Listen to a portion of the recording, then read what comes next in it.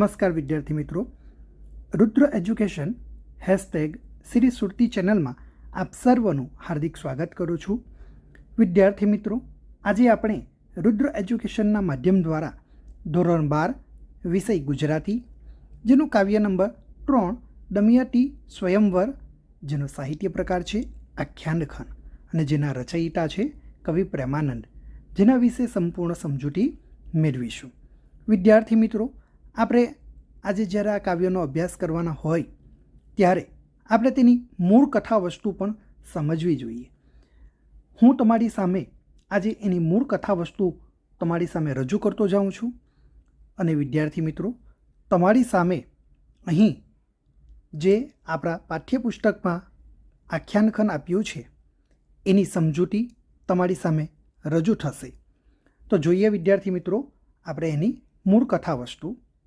નરાખ્યાન એ મધ્યકાલીન કવિ પ્રેમાનંદકૃત આખ્યાન કાવ્ય છે, જે 65 કરવા ધરાવતા આ કાવ્યની રચના કવિ પ્રેમાનંદે ઈસવીસન 1686માં સંવંત 1742 પોષ સુદ બીજ અને ગુરુવારના દિવસે કરી હતી.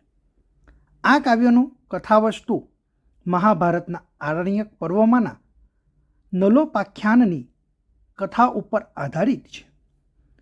મૂળ કથામાં કવિ પ્રેમાનંદે કેટલાક સુધારા વધારા કરીને તેને પોતાના સર્જક બળે વિકસાવ્યું છે. એની મૂળ જે કથા છે એ આપણે જોઈએ છીએ.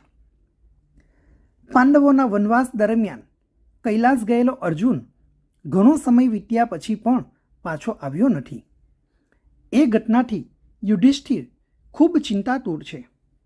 ત્યાં આવી ચડેલા બૃહદશ્વ મુનિ આગળ યુધિષ્ઠિર આંસુ સાડી બેસે છે. યુધિષ્ઠિરની વેદનાનું કારણ પૂછતા યુધિષ્ઠિર એ બૃહદશ્વને પોતાના ભાઈના વિરહની વાત કરે છે. યુધિષ્ઠિરને દિલાસો આપવા માટે બૃહદશ્વ તેને નર અને દમયંતીની કથા કહે છે. નિષદનગરના સૂર્યવંશી રાજા વીરસેનનો પુત્ર નર અવિવાહિત છે. અનેક કન્યાઓના માંગા આવતા હોવા છતાં નર રાજાને કોઈ કન્યા પસંદ નહોતી પડતી. મહર્ષિ નારદ નર આગળ વિંદર્ભ દેશના રાજા ભીમકની પુત્રી દમયંતીના સૌંદર્યની પ્રશંસા કરે છે.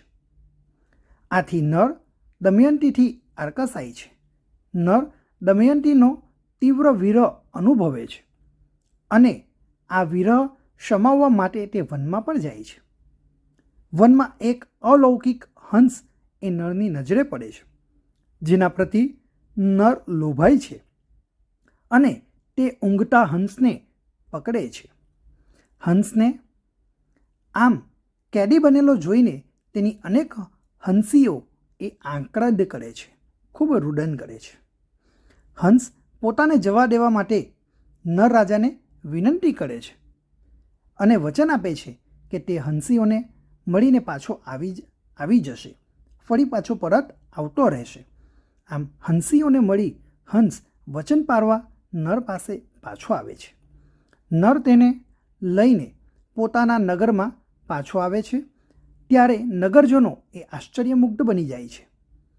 એકવાર હંસ પોતાની હંસીના વિરહની વાત નર આગળ કરે છે, જે સાંભળતા જ નરને દમયંતીની યાદ આવે છે.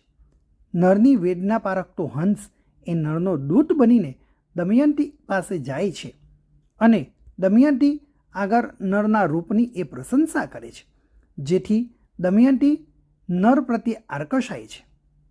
જ્યારે દમયંતીનો સ્વયંવર યોજાય છે ત્યારે નર ત્યાં જાય છે. આ સ્વયંવરમાં દેવો એટલે કે દેવરાજ ઇન્દ્ર, અગ્નિદેવ, વરુણદેવ અને યમદેવ પણ એ નર રાજાનું રૂપ ધારણ કરીને દમયંતીને વરવા માટે જાય છે. ચતુર દમયંતી 5 નરમાંથી સાચા નરને ઓળખે છે અને તેને પરણે છે. દેવો દમયંતીને વરદાનો આપીને પાછા જાય છે.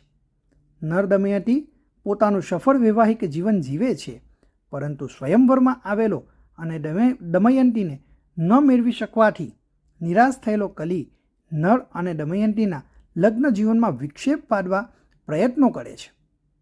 કલી નળના નગરમાં આવે છે અને એના શરીરમાં પ્રવેશ કરે છે. આ કારણથી નળની મતિ ભ્રષ્ટ થાય છે અને તે પોતાના પિતરાઈ ભાઈ પુષ્કર સાથે જુગાર રમે છે. કલી જુગાર રમવાના પાસામાં પ્રવેશે છે અને નળને જુગારમાં હરાવે છે. રાજપાટ હારી બેસેલો જે નળ છે એ દમયંતી સાથે વનમાં જાય છે, જ્યાં કલી તેનો પીછો છોડતો નથી. ભૂખ તરસ વેઠતા નર અને દમયંતી એક જરાસય પાસે આવે છે.